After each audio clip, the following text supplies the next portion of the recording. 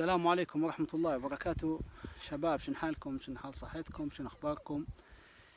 تنسوش الاشتراك في القناة والإعجاب بالفيديو وتشغيل زر الجرس ليأتيك كل جديد من قناة وليد حوذا.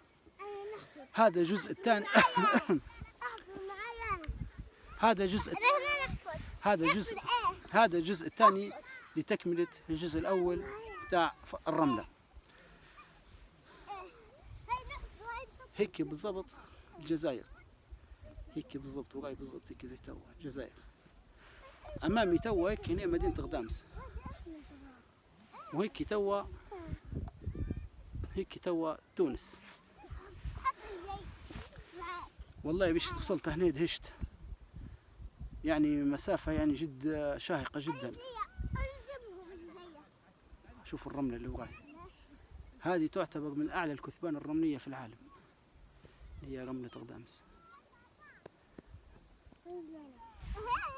رملة مسقعة برودة.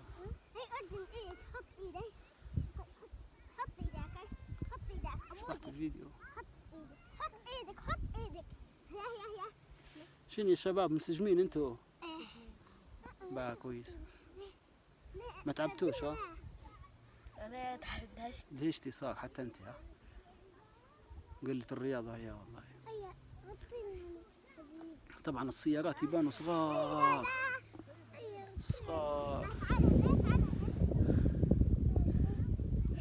شاف تبان ولا لا السيارة؟ هي السيارة، هي السيارة هي، وهذيك هي السيارة.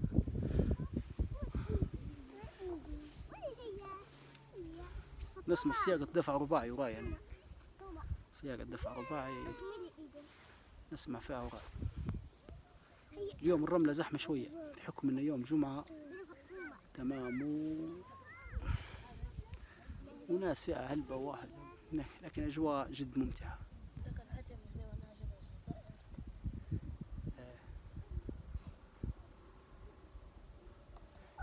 نحاول إن نصور لكم الصيغة أيام تاع الدفع الرباعي، لكن ما بنتش علي بكم، مش محتاج نسمع في صوتها بس.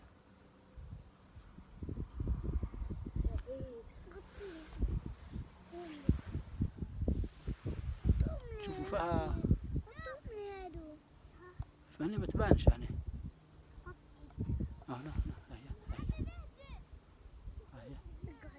هذه سيارة دفع رباعي تدور في الرملة من بكي. تمام شباب.